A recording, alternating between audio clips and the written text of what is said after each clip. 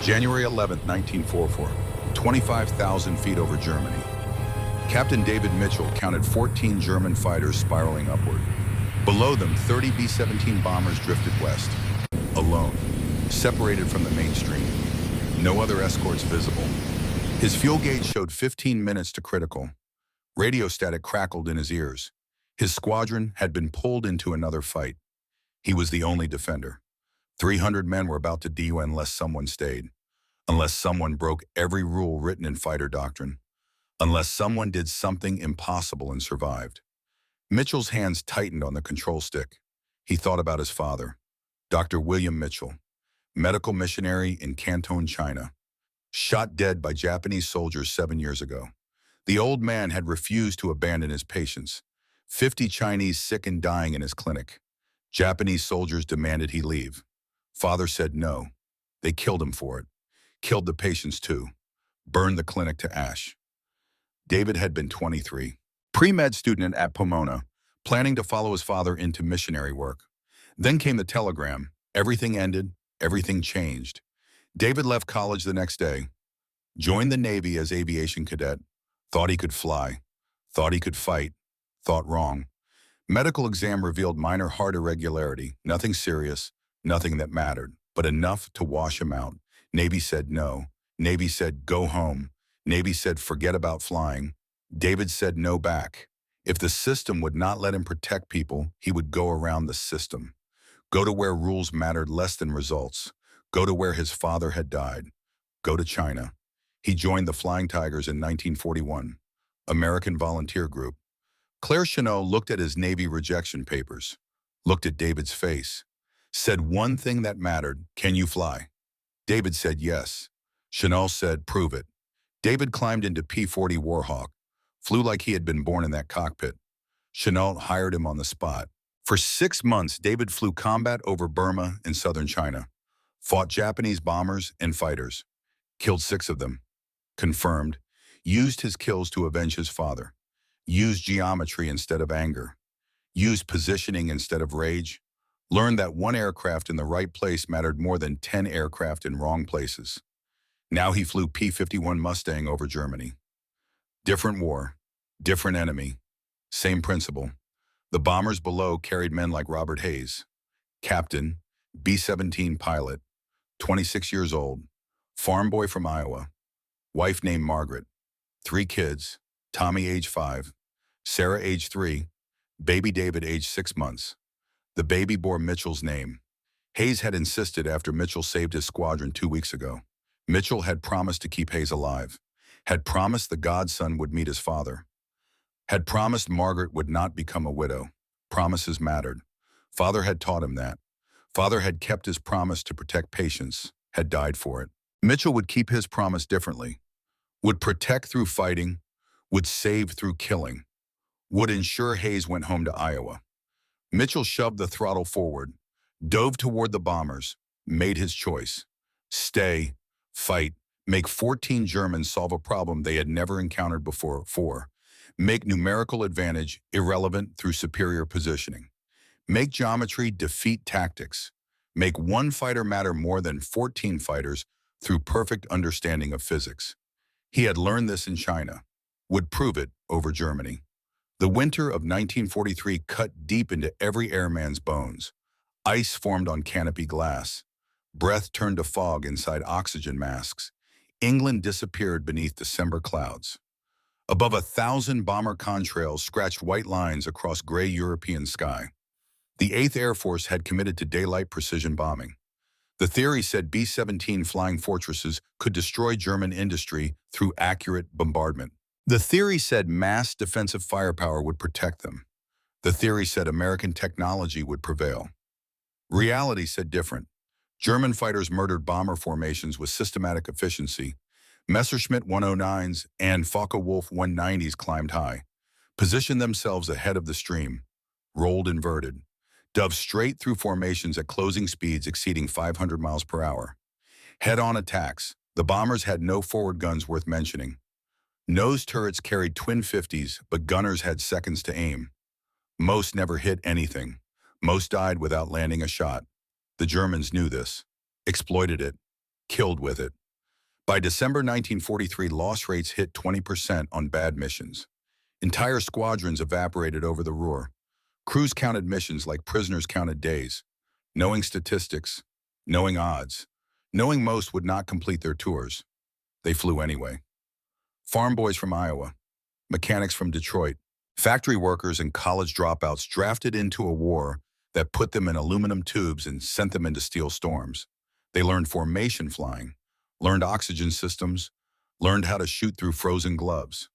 Nobody taught them how to serve up head-on passes. No manual existed for that. Just luck, just acceptance, just death. The 8th Air Force tried everything. Tighter formations, staggered altitudes, fighter escorts when range allowed. But late 1943 meant P-47s and P-38s could barely reach Germany before turning back. Bombers flew alone deep into the Reich. Luftwaffe waited for them. The sound was insane, deafening, unreal.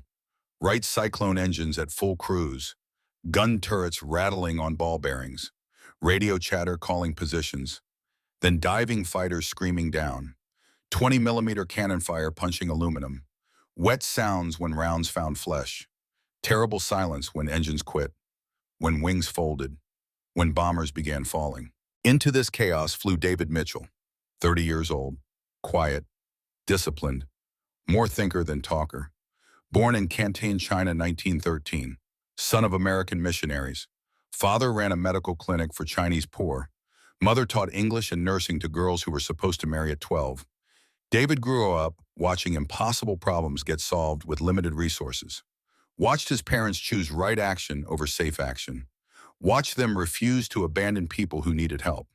Father had taught him directly medical missionaries do not calculate risk before acting. They act because not acting means abandonment. Some problems require accepting danger to protect others.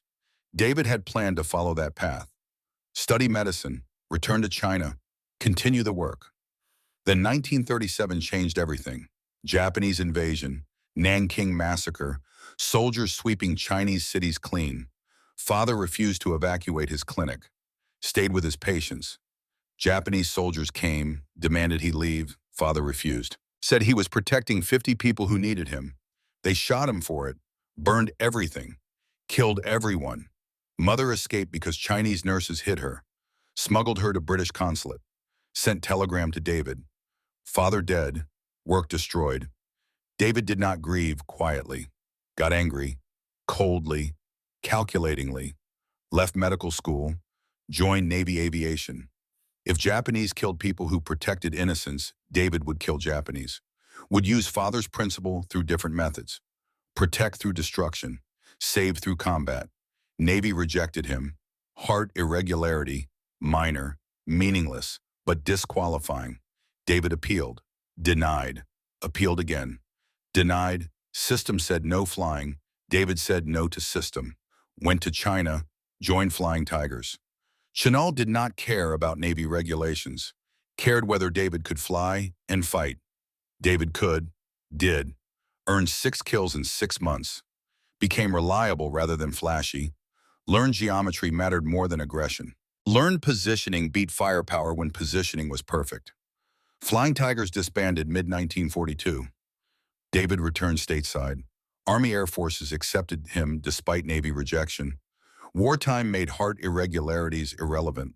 Posted to England, 354th Fighter Squadron, 355th Fighter Group, P-51 Mustangs, long-range escorts, perfect aircraft for his style. Stay close, protect bombers, calculate angles, position perfectly. Win through presence, not kills. His squadron mates were 22 years old. David was 30, did not drink hard, did not chase women. Studied mission reports obsessively, asked boring questions about enemy movements and formation gaps, thought in systems, in patterns, in physics. His squadron respected him, did not understand him. He flew like a man who had already accepted death and now calculated only how to make dying meaningful. December 1943, RAF base somewhere in England. Captain Robert Hayes sat on his bunk writing to Margaret, 26th letter this month. He wrote every day, sometimes twice. Margaret saved them all, read them to the kids. Tommy loved hearing about Daddy's airplane. Sarah drew pictures from the descriptions. Baby David drooled on the pages, but Margaret said he was listening. Hayes was 26, married Margaret at 21. Tommy came a year later, Sarah 2 years after. Baby David arrived just before Hayes shipped overseas. He held his son for 3 days, memorized every detail, promised Margaret he would come home, would be father, not memory, would be husband, not telegram, would be alive, not folded flag in a box. Statistics disagreed. December 1943 killed 1 in 5 crews on bad missions. Hayes had flown 18. Should fly 7 more before odds caught him. Every mission he calculated, every mission he understood. He was beating statistics so far. Eventually statistics balanced. Eventually math won. He needed advantage beyond luck. Needed something that changed the equation. December 20th gave him that something. German fighters hit his formation hard, knocked down 2 bombers immediately, scattered the rest. Hayes fought to hold them together. Then a single P-51 appeared, positioned itself between Germans and bombers, did not chase, did not pursue, just stayed between, made every German attack complicated, made them calculate collision risks, made them flinch. Germans who flinched failed their runs. Failed runs meant bombers survived. Hayes landed, found the pilot, asked how he did it. Mitchell said geometry. Put yourself where they must account for you. Presence matters more than firepower. They cannot ignore you without dying. Make them choose between attacking and surviving. They choose surviving. You survive. Hayes went back to his bunk, wrote Margaret the longest letter yet, told her about the pilot, told her if baby David needed a godfather, he wanted Mitchell, told her Mitchell flew like he understood physics better than fear. Margaret wrote back, said the name fit, said baby David needed a strong name, needed a protector. Ask him, Hayes asked. Mitchell accepted, said I will do my best to ensure you meet your godson properly, in person.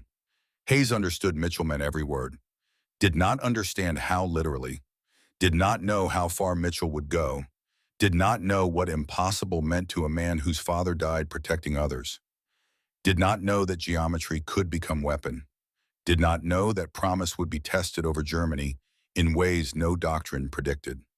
Luftwaffe base, Western Germany.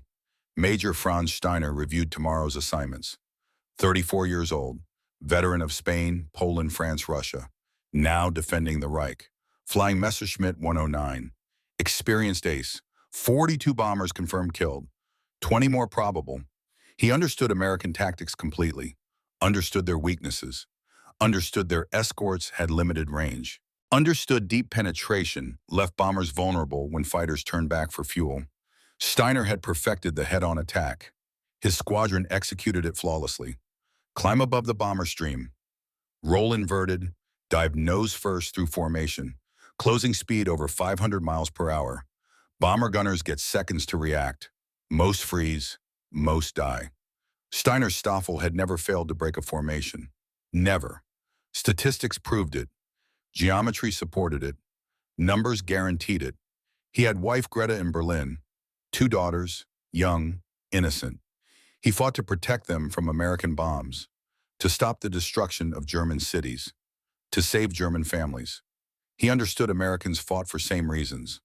War made everyone into killers protecting families. Understanding did not create hesitation, created efficiency, created lethality, created confidence that January 11th would be like every other mission. His squadron would break another formation, send more bombers down, protect German skies through superior tactics and absolute will. Steiner did not know about David Mitchell, did not know about geometry that would challenge his confidence, did not know one American pilot understood positioning better than his entire squadron understood numerical advantage, did not know his perfect record was about to face its first real test, did not know that physics could defeat tactics when physics was applied with absolute precision by man who refused to yield. January 11th, 1944. Dawn broke cold over England. Mitchell attended mission briefing. Intelligence officer pointed at maps. Target Oschersleben. Central Germany, industrial facilities. Maximum range mission. Escorts would reach bombers, stay briefly, race back before fuel ran dry. Margin for error zero, margin for combat minutes. Any fighting beyond the planned window meant ditching in the North Sea or German territory. Maybe death, probably death. Mitchell checked the bomber assignments. Hayes' squadron was flying. Lead element, most exposed position. First to be hit if Germans intercepted. Mitchell requested assignment to Hayes' escort group. Request approved. He would shadow his godson's father. Would keep his promise through geometry. Would protect Iowa farm boy who wrote daily letters to wife and children. Intelligence officer continued briefing. Weather over North Sea poor. Cloud cover thick. Visibility limited. Radio interference expected. German fighters active. Luftwaffe had reinforced day fighter units. More experienced pilots. Better coordinated attacks. Better tactics. Americans were losing bombers faster than replacement crews could be trained. Every mission mattered. Every bomber that returned mattered. Every crew that survived mattered. The numbers were brutal. The math was clear. More men were dying than America could afford to lose. Mitchell listened, calculated, understood today would test everything. Everything father taught. Everything Flying Tigers proved. Everything geometry promised. He thought about Hayes in the lead bomber, about Margaret waiting in Iowa, about Tommy drawing airplanes, about Sarah asking when daddy comes home, about baby David who needed to know his father, about the promise Mitchell had made, about understanding that keeping that promise might require doing something no fighter pilot had ever attempted, something doctrine specifically forbade, something that should kill him, but something that might save 30 crews, save 300 men, save Hayes, save the godson's father. Pre-flight check. His P-51 Mustang sat perfect on the hard stand, 650 caliber machine guns loaded, full ammunition belts, full fuel tanks, external drop tanks for maximum range. Mitchell climbed into the cockpit, settled into the seat, strapped in, checked instruments, thought about his father standing in that Chinese clinic, about refusing to abandon patients even when soldiers pointed guns, about choosing principle over safety, about understanding some problems required accepting risk to protect others. Father had accepted the risk, had died for it. Patients died anyway. But father chose right action over safe action, chose protection over preservation. Mitchell inherited that principle, would apply it differently, would protect through destruction instead of healing, would save through fighting instead of surrendering, would try to live where father died, would try to prove the principle could work through violence as well as mercy. Engine start. The Merlin roared to life. Beautiful sound, powerful, reliable. The aircraft shook as pistons fired. Mitchell ran through startup checks. Everything normal, everything ready. Formation began assembling on the runway. Bombers first, heavy with bombs and fuel and ammunition, struggling into cold morning air. Engines straining, wings shaking, slow climb into gray dawn. Fighters followed. Sleek compared to bombers, fast, deadly. Mitchell formed up with his flight, climbed toward the bomber stream, watched B-17s form their combat box. Tight formation, mutual protection through overlapping gun coverage, beautiful geometry in theory, vulnerable geometry in practice, required escorts to work, required fighters to stay close, required protection. They crossed the English coast, headed east toward Germany. Mitchell calculated fuel consumption, calculated time to target, calculated range to limits, understood that in 90 minutes he would face a choice, understood that choice would determine whether Hayes met baby David, whether Tommy got his father home, whether Sarah's drawings came true, whether Margaret's letters got answered, whether statistics won or geometry could defeat them one more time. He checked his gauges, everything normal, fuel flow steady, oil pressure good, engine temperature in range, formation tight around him, sky clear at altitude despite clouds below. He checked himself, calm, ready, accepting what might come, understanding today might be the day he died. Also understanding today might be the day he proved his father right, that protecting others mattered more than preserving self, that right action beats safe action, that geometry applied with absolute precision could defeat overwhelming numbers. The flight continued east. England disappeared behind them. North Sea stretched below. Gray water, gray sky, gray world between nations at war. Cloud cover thickened over water. Visibility dropped. Radio chatter increased as pilots struggled to maintain visual contact. Then discipline imposed itself. Chatter decreased. Pilots flew instruments, trusted formation leaders, stayed in position through clouds and turbulence and uncertainty. Mitchell stayed close to Hayes's bomber, watched the lead B-17, could imagine Hayes inside, writing mental letter to Margaret, calculating his own odds, understanding he was flying toward Germany where Luftwaffe waited, where Steiner and his squadron prepared perfect head-on attacks, where statistics said some bombers would burn, some crews would die. Hayes did not know Mitchell flew nearby, did not know his godfather shadowed him, did not know the promise was being kept even before it needed keeping. Mitchell understood something Hayes did not.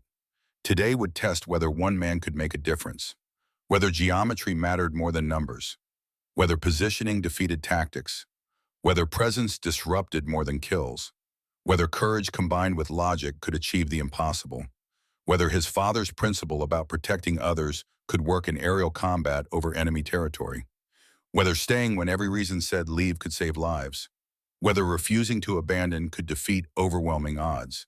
The answer would come soon. When German fighters appeared, when Mitchell faced his choice between turning back and staying, when geometry met numbers, when physics confronted tactics, when one man's understanding of positioning challenged an entire squadron's confidence in numerical advantage, when impossible became inevitable through perfect application of principle his father had taught 20 years earlier in a Chinese clinic. That principle, some problems require accepting risk to protect others. Right action matters more than safe action. Abandoning those who need protection is unacceptable, regardless of cost. Mitchell would prove it over Germany. Prove it through staying. Prove it through fighting. Prove it through making 14 Germans solve a problem they had never encountered. Prove it through geometry, through physics, through keeping his promise to his godson, through honoring his father, through understanding that one fighter in the right position mattered more than 14 fighters in wrong positions. The bombers flew on, deeper into Germany, closer to the target, closer to where Luftwaffe waited, closer to where Steiner and his experienced pilots prepared to execute their perfect tactics, closer to where statistics said men would die, where numbers said bombers would burn, where mathematics predicted Hayes might not return to Iowa, might not meet baby David, might not see Tommy grow, might not teach Sarah to read, might become telegram, might become folded flag, might become memory instead of father. Unless Mitchell stayed, unless geometry worked, unless one man refusing to abandon made 14 Germans irrelevant, unless physics proved superior to tactics, unless promise mattered more than doctrine, unless protection meant more than preservation, unless right action defeated safe action, unless father's principle could be proven through son's violence, unless impossible became inevitable through perfect positioning and absolute refusal to yield. Mitchell tightened his grip on the stick, watched Hayes's bomber ahead, calculated distances, calculated fuel, calculated time, calculated odds, understood the mathematics, understood the physics, understood the geometry, understood what was coming, understood what he would have to do, understood it violated every rule, understood it should kill him, understood it might work anyway, understood that trying mattered more than surviving, understood that some promises required accepting death to keep, understood his father. Finally, completely. After 7 years of anger and revenge and killing Japanese to avenge Chinese clinic, finally understood that protection sometimes required sacrifice. That principle sometimes demanded everything. That right action sometimes meant dying. But Mitchell would try not to die, would try to prove protection could work through survival instead of martyrdom, would try to show that father's principle could succeed through different methods, would try to save Hayes and survive himself, would try to keep promise and live to see it kept, would try to make geometry defeat numbers without becoming casualty of his own tactics, would try to prove that one man in right position at right time could change everything, could save 300 lives, could defeat 14 fighters, could make impossible inevitable, could transform promise into reality, could honor father through protection instead of sacrifice, could show that right action could win, that geometry could prevail, that staying mattered, that presence defeated numbers, that courage combined with logic created miracles. The test would come soon.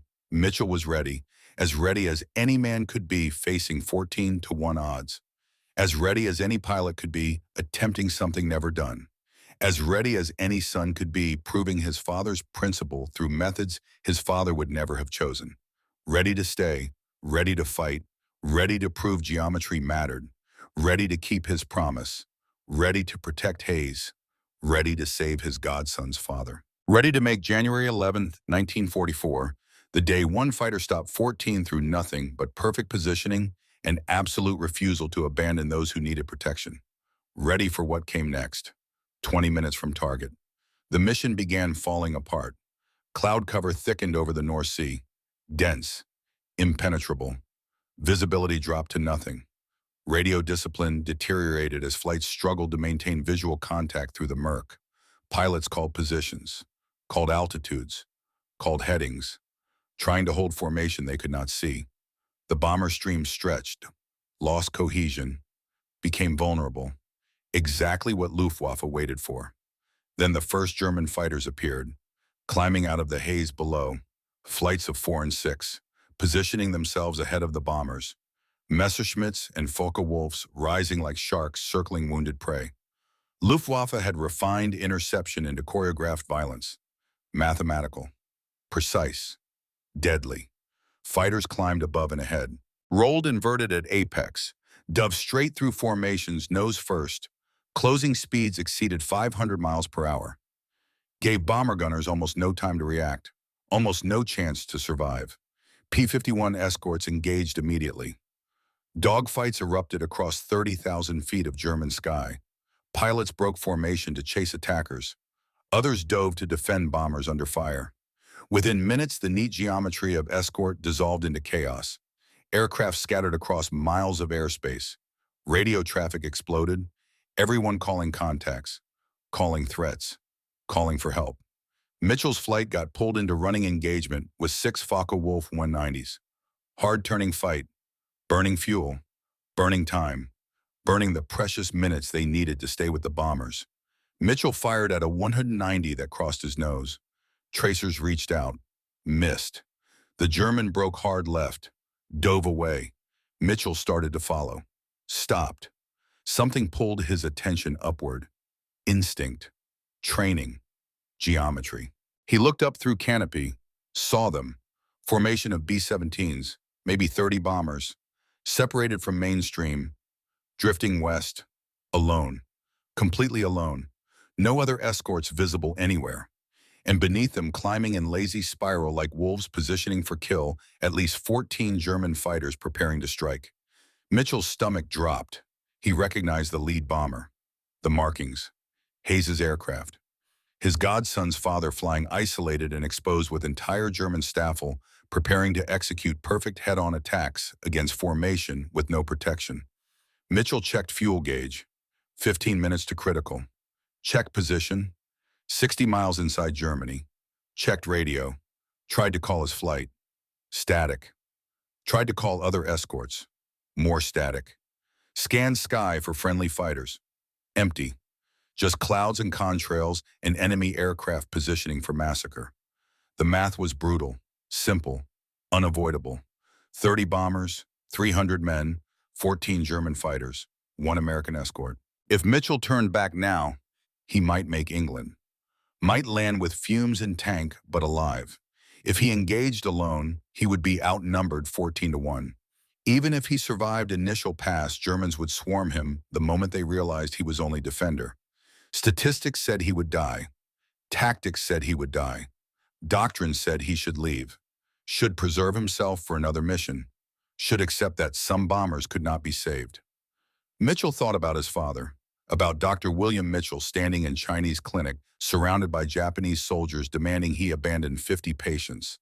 Father could have left, could have saved himself. System said leave. Safety said leave. Survival said leave. Father stayed, died for it. Patients died anyway. But father chose right action over safe action, chose principle over preservation, chose to stay with those who needed protection, even when staying meant death. Mitchell keyed his radio again, tried to raise anyone. His flight. Other escorts, ground control, anyone who could help, got nothing but static crackling in his ears. Atmospheric interference, German jamming, equipment failure. Did not matter why. Mattered that he was truly alone. Could not coordinate, could not call for backup, could not tell Hayes what he planned, could not explain to anyone why he was about to do something insane. Just had to do it. Had to make 14 Germans solve problem they had never encountered. Had to prove geometry mattered more than numbers. Had to keep promise to Godson. Had to honor father. Had to stay. He shoved throttle forward, dove toward bombers. Committed. The German fighters had not yet attacked. Still positioning, still communicating, still setting up perfect coordinated runs that would shred formation in minutes. Mitchell had one advantage: surprise. They did not expect lone Mustang to challenge entire Staffel, did not expect single fighter to engage 14, did not expect anyone crazy enough to try. Distance closed fast. Bombers grew larger in his windscreen. He could see ball turrets rotating, waist gunners tracking movement. Formation tightening instinctively in response to threat below. Could see Hayes' bomber in lead position. Could imagine Hayes inside, looking down at lone P-51 approaching fast, wondering if pilot was lost, damaged, suicidal, not knowing it was Mitchell, not knowing Godfather was keeping promise, not knowing geometry was about to challenge tactics, not knowing one man was about to attempt impossible. First German flight peeled off. Dove toward bombers. Perfect textbook approach. Mitchell rolled hard, pulled lead, fired. Tracers laced through air. Clipped wing of lead Messerschmitt. Sparks flew. Fighter broke off trailing smoke. Others scattered. Confusion rippled through German formation. One escort should not have been problem. Should have been swatted aside. Ignored.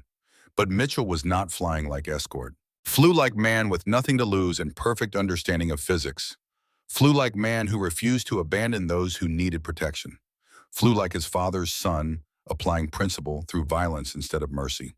Luftwaffe reorganized quickly, came again, head-on passes, beam attacks, slashing dives from above. Mitchell met each one with fire and maneuver. Did not dogfight, did not chase, stayed close to bombers. Made himself the problem every German pilot had to solve before reaching targets. Positioned himself where they could not ignore him, where attacking meant calculating collision risk, where pressing runs meant dying. Germans were skilled, experienced, motivated, but they were also constrained by physics and self-preservation. Every pass Mitchell contested was pass that failed. Every failed pass burned fuel, burned time, burned morale. Then Mitchell did something no doctrine permitted, something that should have killed him instantly, something that would change fighter tactics forever. He flew into the middle of the bomber formation. Fighter doctrine in 1943 was absolute, carved in stone, written in blood of pilots who violated it. Escorts stayed outside bomber formations, patrolled flanks, covered high, protected approach vectors, intercepted enemy fighters before they reached heavies. Close escort was considered defensive, passive, ineffective, dangerous. No one flew inside formations. Risk was catastrophic. Bombers flew tight, wingtip to wingtip, minimal room for error. Turbulence from propellers created invisible walls of disturbed air. Fighter caught in prop wash could lose control, could collide, could be shot down by friendly fire. Bomber gunners were trained to shoot anything that moved within range. Friend or foe made no difference. Close and fast meant threat, meant shoot first, meant kill it before it killed you. But Mitchell understood something doctrine writers did not, something no one had considered, something geometry revealed when he stopped thinking like fighter pilot and started thinking like mathematician. German head-on attack depended on clear run, required straight line at high speed with unobstructed field of fire. If defending fighter positioned itself directly in front of bombers, between Germans and targets, attackers faced impossible choice. Break off or risk head-on collision at combined closure speeds exceeding 600 miles per hour. Mitchell slid his Mustang into lead element of Hayes's formation, throttled back to match bomber speed, 180 miles per hour, slow for fighter, vulnerable speed. He flew just ahead of Hayes's B-17, low and centered, Mustang silhouetted against gray German sky. His fighter became shield, became obstacle, became problem Germans had to solve. Inside, Hayes's bomber crew saw him, did not understand at first. Captain Hayes looked down through nose glass, saw P-51 tucking into formation ahead. Too close, way too close, violating every safety protocol. Hayes keyed intercom, asked ball turret gunner what he saw. Lieutenant Thomas Cooper in belly turret had best view, watched Mustang position itself, watched it settle into spot no fighter should occupy. Cooper's voice came back over intercom, confused, almost reverent. That pilot is either genius or completely insane. He is positioning himself as human shield, making himself the target Germans have to go through. Pure geometry, pure physics, pure insanity. Hayes stared at the Mustang, saw the markings, recognized them, felt something catch in his throat. Mitchell, his godson's godfather, the quiet pilot who promised to keep him alive, who said he would ensure Hayes met baby David properly, who understood geometry better than fear. Mitchell was keeping his promise, through maneuver that violated every rule, through tactic that should kill him, through positioning that made no sense except it made perfect sense. It made Germans' numerical advantage irrelevant through superior understanding of physics. Two Messerschmitts came diving from 11 o'clock high. Perfect angle, perfect speed, perfect approach. Textbook head-on attack. Bombers were locked in formation, could not evade, could not maneuver.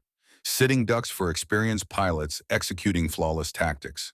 Germans had run this attack 1,000 times, never failed. But this time was different. This time Mitchell was there. He held position ahead of Hayes's bomber, waited until last possible second. Germans closing at combined speed of 600 miles per hour, covering 100 yards per second. 3 seconds from impact. 2 seconds. 1 second. Mitchell fired short burst. Broke left hard. Lead German flinched. Rolled, pulled out of dive. Second fighter followed. Neither pressed attack. Risk was too high. Mustang was in the way, and it was shooting. And collision meant death for everyone. They broke off. Attack failed. Bombers survived. Geometry worked. 300 miles away at Luftwaffe base, this would have seemed impossible. But here now at 25,000 feet over Germany, physics made it inevitable. Mitchell climbed, rolled, returned to formation, tucked himself back into lead element, just ahead and slightly below Hayes's bomber. The bomber crews understood now. Pilots adjusted, gave him space, recognized what he was doing, recognized he was not lost or damaged, was deliberate, intentional, strategic. He was shield, was protector, was man refusing to abandon them.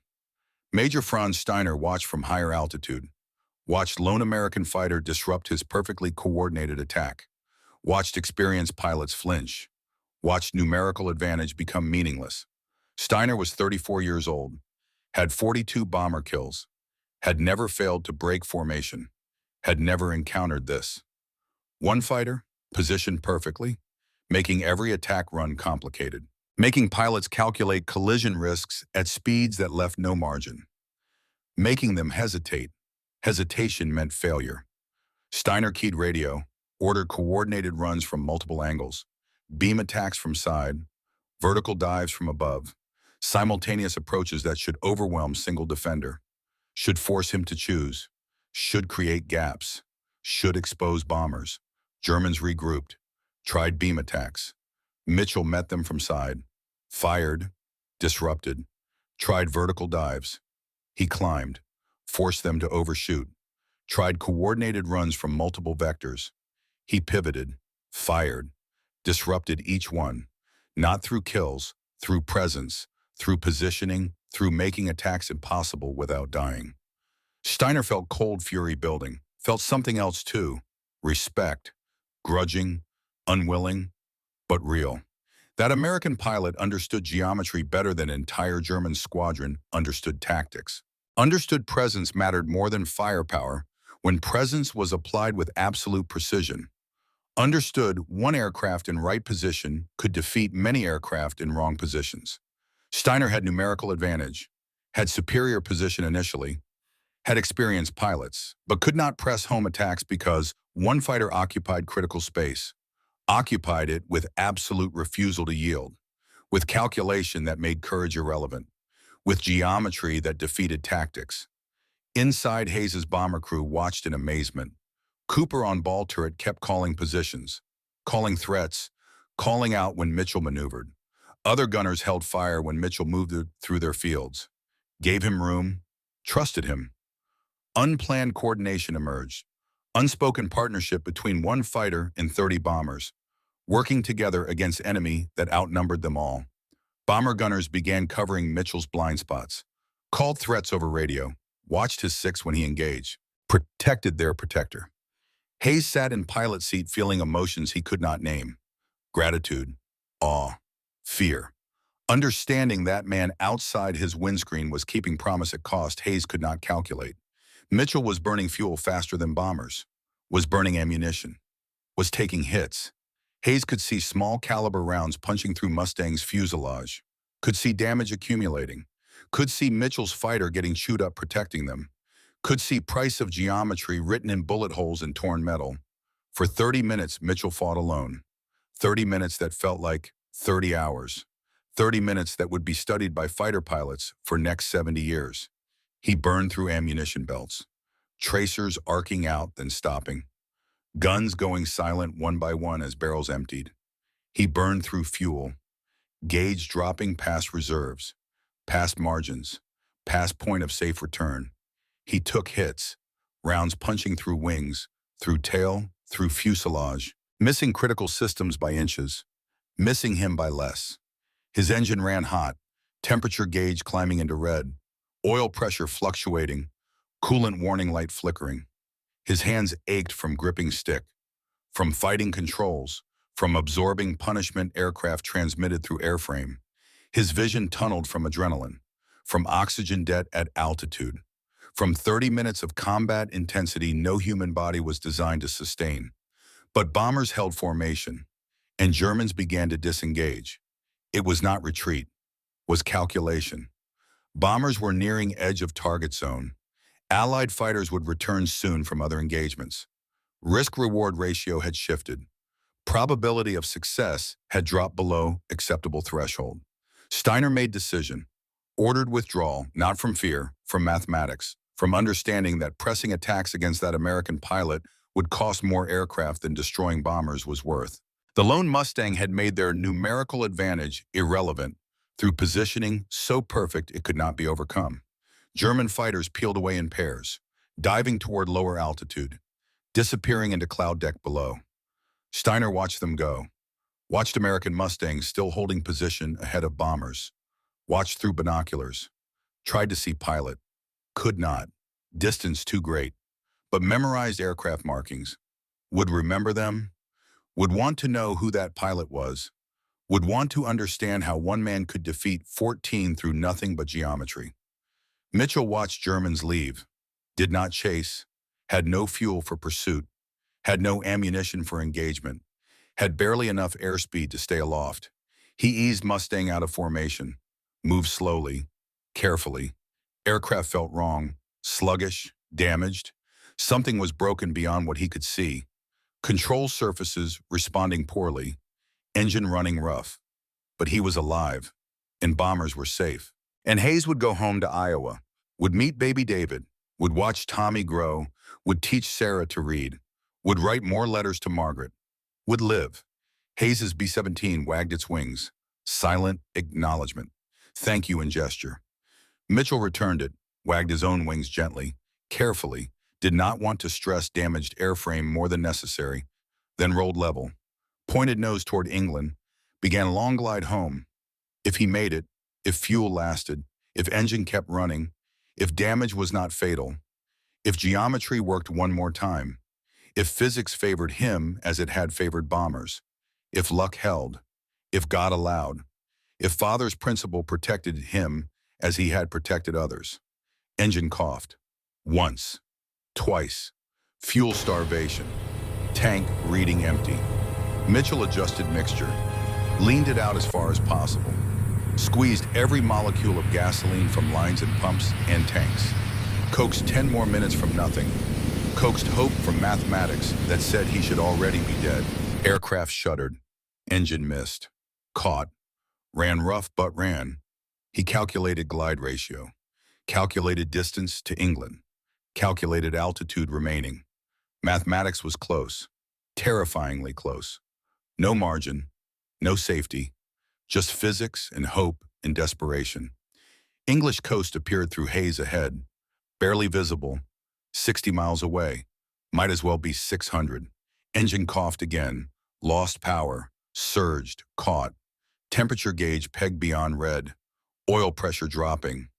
Every instrument screaming warnings Mitchell could not address, could only fly, could only glide, could only pray geometry worked one final time. That positioning himself between England and death would be enough. That staying with aircraft would be enough. That refusing to bail out would be enough. That one more application of Father's principle would save him as it saved Hayes. He crossed English coast at 2,000 feet. Too low for safety, too high to bail out effectively, losing altitude fast. Engine running on fumes and prayer. More fumes than prayer, more prayer than physics. He scanned ground below, looked for anywhere to land, saw civilian airstrip, grass field, short runway, trees at both ends, but available. Only option, last chance. Mitchell lined up approach. No power for go-around, no second chances. One attempt, committed. He dropped gear, felt aircraft slow dangerously, trimmed for landing, fought controls that responded sluggishly through damaged systems, aimed for numbers, for threshold, for grass that meant survival instead of trees that meant death. Glided in, silent now. Engine had quit completely, just wind over wings, just physics determining whether he lived or died, just geometry deciding final equation. Touchdown, hard, bounced, settled, rolled, grass grabbed wheels, aircraft slowed, stopped. Silence, complete, total.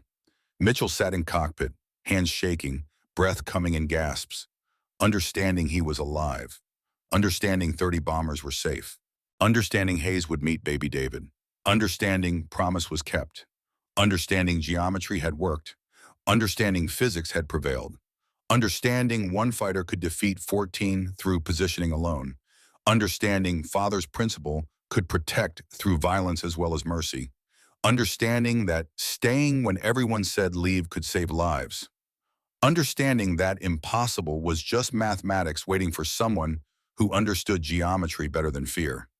Ground crew ran toward him, shouted questions he could not hear, could not process, just sat, just breathed, just existed. They found bullet holes everywhere. Wings, tail, fuselage, counted over 30 hits, found engine that had run on nothing, found fuel tanks completely dry, found systems damaged beyond what should have allowed flight, found aircraft that should have killed pilot, found pilot who should have been dead, found man who had done something impossible, found geometry made real, found courage combined with logic, found proof that one person in right position at right time could change everything. Mitchell climbed out on shaking legs, stood on English grass, looked at his Mustang, saw damage, saw destruction, saw miracle. Ground crew chief approached, asked what happened, asked how he made it back, asked what he had been doing. Mitchell did not know what to say, did not have words for geometry, for physics, for promise kept through impossible maneuver, for father honored through son's violence, for staying when leaving was option, for refusing to abandon when abandonment was safer, for proving one fighter mattered more than 14 when positioned perfectly. He just said, had to stay. They needed me. Could not leave them.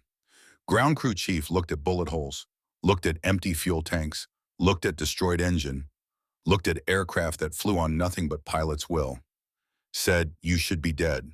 Mitchell nodded. Agreed, should be dead, was not. Physics had other ideas.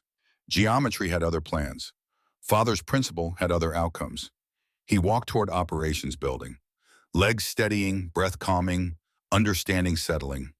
He had kept his promise, had saved Hayes, had protected Godson's father, had proved geometry defeated numbers, had honored father, had stayed, had fought, had survived, had done impossible through perfect positioning and absolute refusal to yield, had changed fighter doctrine forever through one mission that should have killed him but did not, through 30 minutes that proved presence mattered more than firepower, through geometry that defeated tactics, through courage combined with logic, through understanding physics better than fear, through keeping promise regardless of cost, through staying, through refusing to abandon, through protecting others even when protecting meant dying, through choosing right action over safe action, through applying Father's principle through methods Father never would have chosen, through proving that sometimes impossible was just mathematics waiting for right person to solve it, through being that person, through becoming that solution,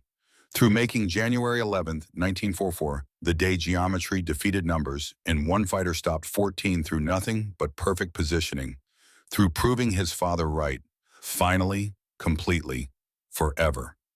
When Hayes landed back at base in England, 6 hours later, his hand still shook.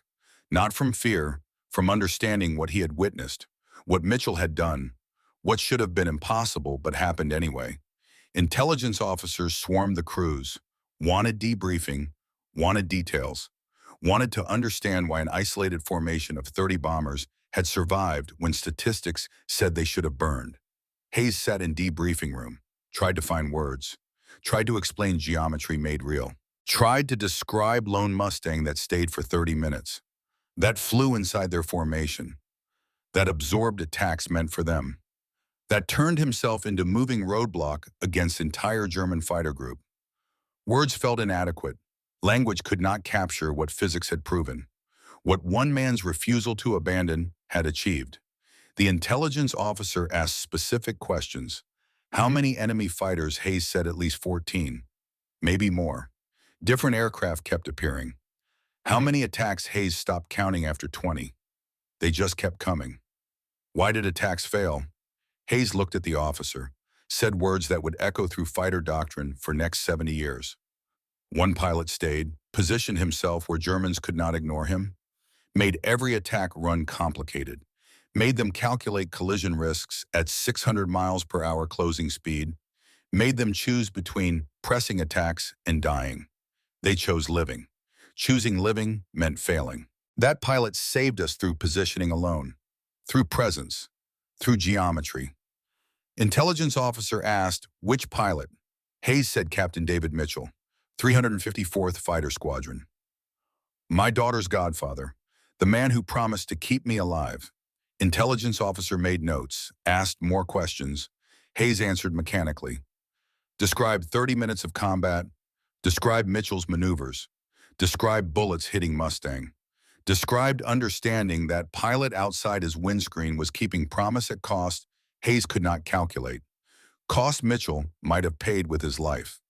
Lieutenant Cooper from Ball Turret gave similar testimony. Said he watched entire engagement. Said Mitchell flew like man who understood physics better than Luftwaffe understood tactics. Said Lone Mustang disrupted coordinated attacks through perfect positioning. Said it was most incredible flying he had ever witnessed. Said it saved 300 lives. Said it should be studied, should be taught, should be remembered. Other crews from formation gave matching accounts. 30 bomber crews, 300 men, all telling same story. Lone Mustang stayed when everyone said leave, fought when everyone said flee, protected through positioning when firepower should have been inadequate, made 14 Germans irrelevant through geometry alone, saved lives through presence rather than kills, kept promise through impossible maneuver that worked because pilot refused to accept impossible. Word spread quickly through 8th Air Force. Within days reached headquarters. Commanders reviewed Mitchell's report, cross-referenced with bomber crew testimony, analyzed tactical implications. What Mitchell had done violated every protocol, broke every rule, ignored every safety procedure, should have resulted in his death and possibly caused bomber casualties through collision. But it worked perfectly, saved 30 bombers, saved 300 men, proved principle no one had considered. Proved positioning mattered more than numbers when positioning was perfect. Brigadier General Charles Anderson summoned Mitchell to headquarters. Mitchell stood at attention in Anderson's office. Expected reprimand, expected punishment, expected consequences for violating doctrine so completely. Anderson looked at him, looked at combat report, looked at testimony from 30 bomber crews, asked direct question, "Do you understand you violated every escort procedure?" Mitchell responded, "Yes, sir." "Do you understand you should have died?" Mitchell said. "Yes, sir." "Do you understand you saved 30 bombers through tactics no manual describes?" Mitchell paused, thought about geometry, about physics, about father's principle applied through violence. Said, "I understood that positioning makes numerical advantage irrelevant when executed correctly. Germans had 14 fighters, I had one. But I had position they could not ignore. Position made their numbers meaningless, sir." Anderson studied him, saw a man who thought in systems, who calculated in physics, who combined courage with logic, who proved presence mattered more than firepower when presence was applied with absolute precision. Anderson said, "We are changing escort doctrine based on your mission. You showed us something we did not understand. Positioning disrupts attacks as effectively as destroying attackers. Maybe more effectively. You will help train pilots in these principles." Mitchell said, "Sir, it was not tactic, it was necessity." Anderson replied, "Everything is necessity until it becomes doctrine. You made it necessity. We will make it doctrine." Within weeks, 8th Air Force began training escort pilots in close-in defensive positioning. Not to replicate Mitchell's lone stand. That was unsustainable, suicidal by design. But to incorporate elements of his positioning strategy into coordinated escort operations. Fighters began flying tighter to bombers, positioned themselves along at attack vectors most likely used by German fighters, did not wait for threats to develop, preempted them, made attacks complicated before they began, saved bombers through disruption rather than destruction. Loss rates began declining, not immediately, not dramatically, but measurably. Introduction of long-range P-51 escorts helped. Improved formation tactics helped. Attrition of Luftwaffe pilots helped. But shift in fighter positioning played role.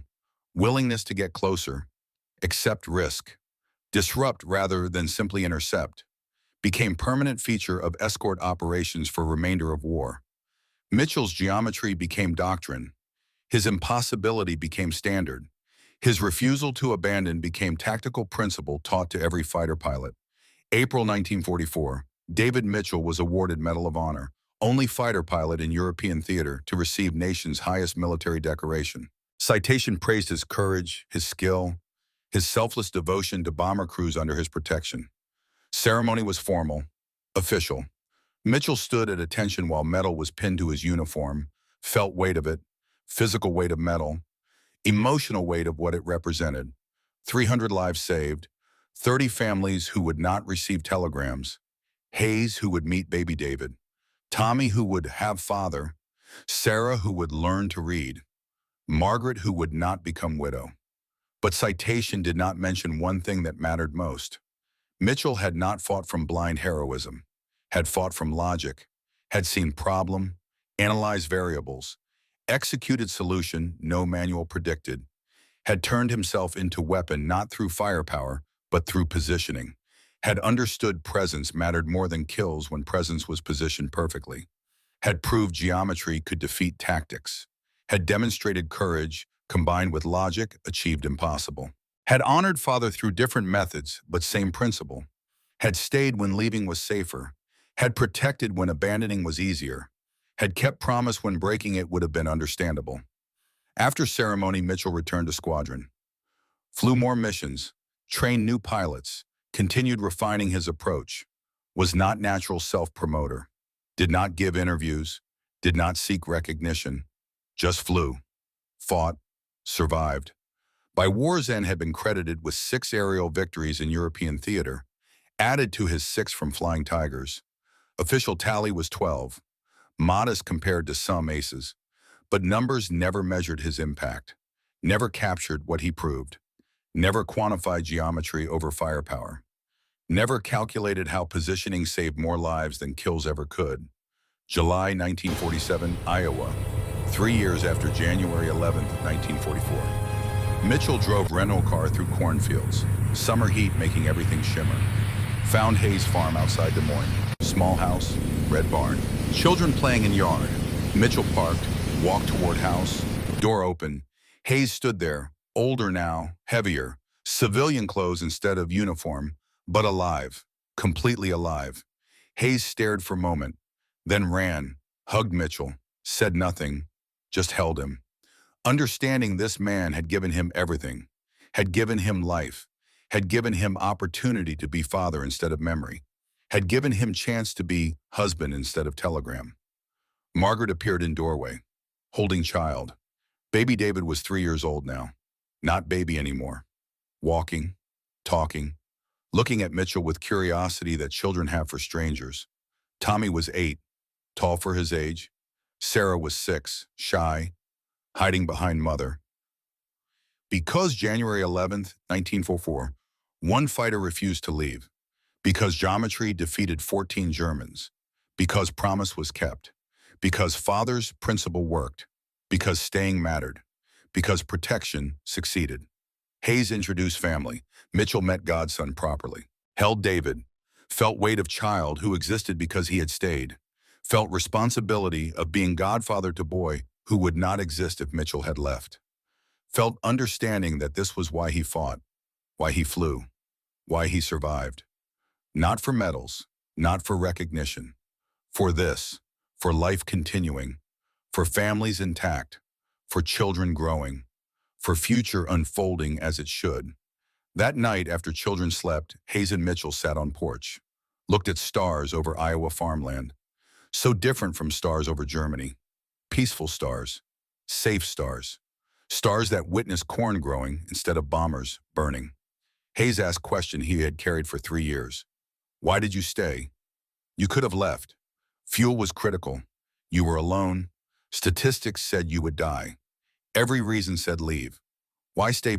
Mitchell thought about father, about Chinese clinic, about 50 patients, about Japanese soldiers, about refusing to abandon those who needed protection, about choosing principle over safety, about understanding some problems required accepting risk to save others. Said my father was medical missionary in China. Japanese soldiers demanded he leave clinic, leave patients. He refused. They killed him for it, killed patients too. I was 23, decided if protecting innocence led to death, I would protect innocence differently, would fight instead of surrender, would kill instead of heal, would destroy threats instead of accepting them. Your bomber carried you, carried Cooper, carried crew, carried fathers and husbands and sons. Leaving meant abandoning them. Abandoning is unacceptable. Physics said I could position myself where Germans had to account for me. So I positioned myself. Rest was mathematics. Hayes understood. Understood, Mitchell carried father's principle through different methods. Understood January 11th was not heroism, was application of geometry by man who refused to abandon people needing protection. Hayes said David is named after you. Not just because you saved us, because you showed us what protection means. Means staying when logic says leave. Means positioning where you matter. Means refusing to accept that impossible is truly impossible. Margaret wants to thank you personally. Children need to know you. You are family now. Mitchell stayed 3 days, played with children, helped with farm work, ate Margaret's cooking, understood he had found something father never achieved, had protected people and lived to see them thrive. Father protected and died. Mitchell protected and survived. Both chose right action, different outcomes. Same principle. Mitchell left Iowa understanding January 11th mattered not because he fought, mattered because Hayes lived, because David grew, because Tommy had father, because Sarah learned from him, because Margaret had husband, because geometry served life instead of death. October 1973, Washington, D.C., 29 years after January 11, 1944. Mitchell attended Medal of Honor reunion. 60 years old, retired brigadier general, 30 years service, living in Florida. Received letter month earlier. From Germany, from Franz Steiner, former Luftwaffe major. Man who commanded 14 fighters that day. Man whose tactics Mitchell defeated through positioning. Steiner wrote that he had spent 29 years wondering about American pilot who stopped his staffel with single fighter. Said intelligence records showed Mitchell's name, showed Medal of Honor, showed tactical innovation. Said he was attending aviation conference in Washington. Asked if Mitchell would meet. Said he wanted to understand how one man defeated 14 through geometry alone. Mitchell agreed. They met at Smithsonian Air and Space Museum. Two old men, former enemies, both understood aerial combat, both understood geometry, both understood war, made everyone into killers serving countries and families. Steiner was 63, lived in Hamburg, aeronautical engineer, designed civilian aircraft. Married to Greta Still, 2 daughters grown, 4 grandchildren, had survived war, had carried January 11th for 29 years, had wondered, had needed to understand. They sat in Museum Cafe, surrounded by aircraft they once flew, Messerschmitts and Mustangs hanging from ceiling, reminders of war that ended 28 years ago. Steiner spoke first, voice carrying no accusation. Just need to know I commanded 14 fighters that day, experienced pilots, perfect position, numerical advantage overwhelming, superior tactics proven 1,000 times. We should have destroyed your bombers in 5 minutes. Instead, we achieved nothing. One fighter stopped us. You stopped us. I need to understand how. Mitchell thought about answer, about geometry, about physics, about father's principle applied through positioning. Said you attacked along predictable vector. Head-on pass required clear approach. I positioned myself in your approach. Made every attack run complicated. Made you calculate collision risk at 600 miles per hour closure speed. Made you choose between pressing attack and dying. You chose living. Choosing living meant failing. Geometry made your numbers irrelevant. Steiner nodded slowly. Understanding, yes, but more than geometry, you refused to yield position. We tried multiple approaches, multiple angles. You met each one, never left critical space. That required courage physics cannot calculate. Required accepting you would probably die. Statistics said you should have died. Why did you stay?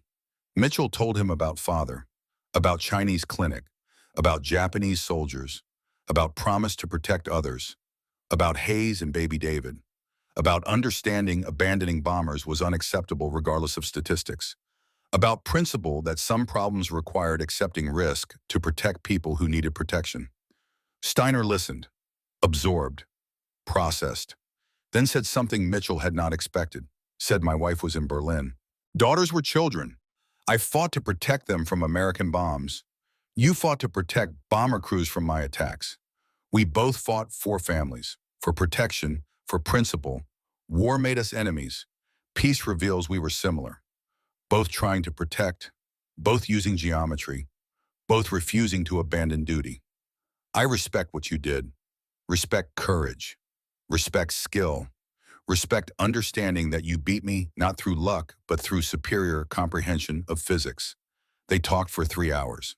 About tactics, about geometry, about positioning, about how Mitchell's mission changed Luftwaffe Doctrine 2.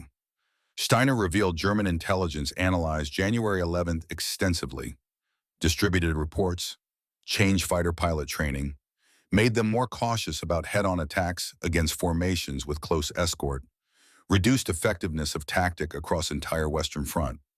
Steiner said, you did not just save 30 bombers, you changed how we fought, made us hesitate. Hesitation cost us advantage, cost us war eventually. You won strategic victory through single tactical innovation. That is genius. That is why I needed to meet you. Mitchell felt understanding settle. January 11th mattered beyond Hayes, beyond 30 bombers.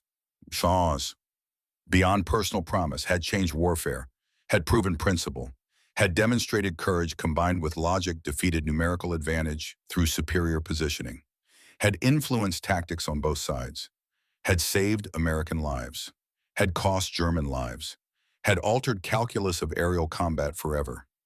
Not through kills, through geometry, through positioning, through presence, through refusing to yield, through staying when leaving was option, through protecting when abandoning was safer. Before they parted, Steiner said, "I am glad you survived. Glad we can meet as men instead of enemies. Glad we can discuss geometry instead of killing each other. War ended. We lived. That matters more than who won." Mitchell agreed. Understood that meeting Steiner completed something. Closed circle, proved enemies could become, if not friends, then at least respectful acquaintances. Proved humanity could survive warfare. Proved understanding could follow violence. Proved peace mattered more than victory. Proved father's principle about protecting others could coexist with understanding. Enemies were protecting others too. Both sides fighting for families. Both sides believing in causes. Both sides applying geometry. War determined which geometry prevailed. Peace determined whether survivors could acknowledge each other's courage. August 1995, Arlington National Cemetery. David Mitchell died at 81. Heart finally gave out. Same irregularity that Navy said disqualified him. Lasted 62 years beyond when Navy said he could not fly. Funeral attended by veterans, fellow pilots, men who flew in bombers over Germany 50 years ago. Hayes attended, 81 himself, brought children, brought grandchildren, brought great-grandchildren. 4 generations existed because January 11, 1944. One fighter stayed. Hayes spoke at funeral, voice shaking but strong, eyes wet but clear. Said, "David Mitchell taught me what protection means. Means staying when logic says leave. Means positioning where you matter. Means refusing to accept impossible. He saved my life, saved my crew, saved my future. My children exist because he understood geometry. My grandchildren exist because he refused to abandon us. My great-grandchildren exist because presence mattered more than numbers. He kept promise to his father, protected others, did it through fighting instead of healing. But principle was same. Stay with those who need you. Position yourself where you matter. Make impossible into inevitable through perfect application of physics and absolute refusal to yield." Catherine Mitchell, David's widow, received folded flag, received military honors, received gratitude from bomber crews whose descendants filled cemetery. Hundreds of people, all connected to January 11, 1944. All alive because one man stayed. All understanding geometry had given them existence. All knowing David Mitchell proved courage combined with logic defeated overwhelming odds. Franz Steiner sent letter read at service. Could not attend. Too old to travel. But wrote words that mattered. Spoke of 1973 meeting. Spoke of understanding enemies could recognize shared principles. That protection mattered to both sides. That geometry belonged to physics, not nationality. That Mitchell proved courage without logic was noise, and logic without courage was theory. Only together did they change outcomes. Only together did they matter. Only together could they defeat impossible through making impossible inevitable. The headstone was simple. Name, rank, dates, Medal of Honor recipient. No mention of January 11th. No mention of 14 fighters. No mention of 30 bombers saved. Just facts, just service, just life lived according to principle father taught in Chinese clinic decades ago. But Hayes's family visited every year, brought flowers, told children about man who stayed, about Godfather who understood geometry, about principle that presence mattered more than firepower when presence was positioned perfectly. Modern Air Force still taught Mitchell's positioning, still studied January 11th, 1944, still demonstrated to new fighter pilots that numerical advantage meant nothing against superior geometry, that one aircraft in right position could defeat many aircraft in wrong positions. That presence disrupted more than kills. That courage combined with logic was most powerful weapon physics could create.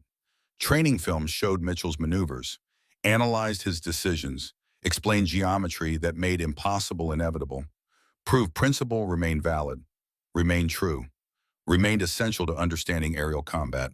Fighter pilots graduating today learned Mitchell's name, learned his tactics, learned his geometry. Understood, he proved something eternal about warfare, about protection, about positioning, about staying when leaving was option, about courage applied through logic, about physics serving life, about one person making difference, about impossible becoming inevitable through perfect understanding and absolute refusal to accept defeat. His legacy was not 12 aerial victories, was not even Medal of Honor, was principle he proved over Germany, principle his father taught in China, principle that protection required staying, required positioning, required refusing to abandon those who needed help, required accepting risks to save others, required choosing right action over safe action, required understanding some mathematics could only be solved by someone who cared more about others than self, who valued geometry over glory, who understood presence over kills, who proved courage combined with logic defeated everything. January 11th, 1944 lived forever in fighter doctrine, in tactical manuals, in training films, in stories old pilots told young pilots. About day one, Mustang stopped 14 German fighters through positioning alone. About day geometry defeated numbers. About day courage combined with logic made impossible inevitable.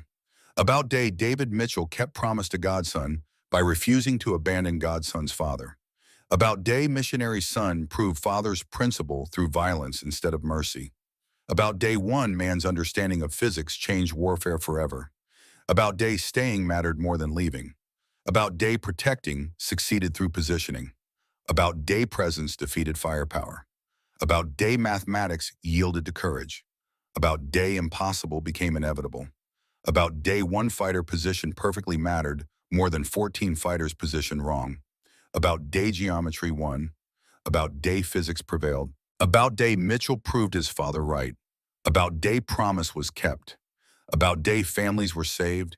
About day children grew who should have died. About day life continued because one man refused to abandon. About day protection succeeded because one pilot understood staying mattered more than surviving. About day courage combined with logic defeated overwhelming odds. About day David Mitchell proved impossible was just mathematics waiting for someone who understood geometry better than fear. About day that changed everything. About day that proved everything. About day that mattered forever.